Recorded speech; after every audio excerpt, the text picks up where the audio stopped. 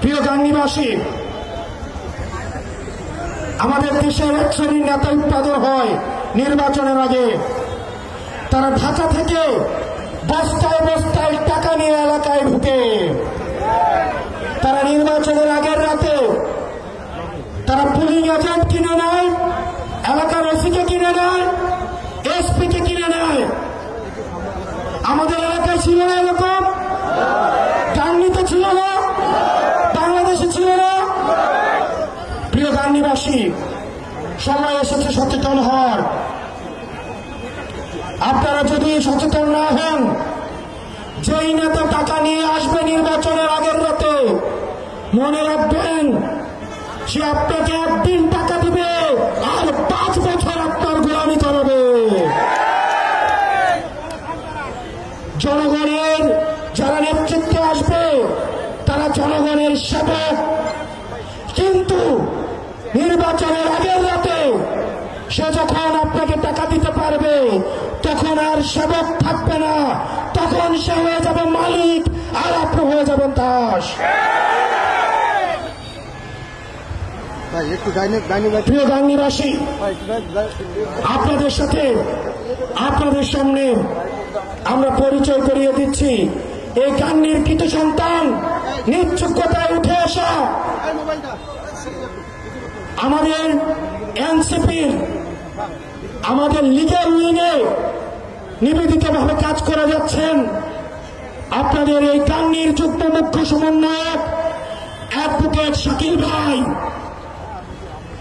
আপনাদের অ্যাডভোকেট শাকিল ভাই বাপের পরিচয় এখানে আসে নয়, দাদার পরিচয় এখানে আসে নয়, এলাকার পরিচয় এখানে আসে নয়, নিজ যোগ্যতায়, নিজের যোগ্যতায় আজকে আপনাদের সামনে এসেছে। প্রিয় গাংনীবাসী এবং গাংনীর যারা মুরব্বী রয়েছেন, কিছুক্ষণ পরে নামাজে যাবেন, দাড়ি পাতাওয়ালা মুরব্বীরা যারা রয়েছেন, আপনাদের কাছে অনুরোধ করব, আর বাংলাদেশটা অযোগ্য নেতাদের হাতে তুলে দিয়েন না, আর গমচোরদের হাতে তুলে দিয়েন না। রাস্তার টাকা মেরে যারা বিদেশে হজ করতে যায় তাদের হাতে তুলে দিয়েন না। এনসিপি বাংলাদেশ পন্থী দল, আমরা জনগণে বিশ্বাস করি, আমরা বিশ্বাস করি ক্ষমতার উৎস দিল্লি নয়, ক্ষমতার উৎস বসুন্ধরা নয়, ক্ষমতার উৎস আসালাম নয়, ক্ষমতার উৎস কোন ব্যবসায়ী নয়, ক্ষমতার উৎস কেবলমাত্র জনগণ। জনগণ যদি পাশে থাকে তাইলে দিল্লি পালাইতে হয় না, লন্ডন থাকতে হয় না। জনগণ যদি সাথে থাকে তাহলে এই 56,000 বর্গ মাইলে জন্ম এবং মৃত্যু এই বর্গ মাইলে।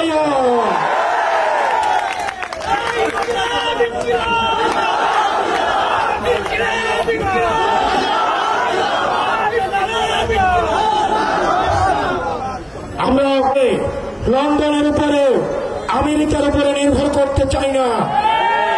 আমরা কোন ব্যবসায়ী থেকে আমাদের মগজ, আমাদের রাজনীতি কোন ব্যবসায়ীর কাছে আমরা বর্গা দেইনি।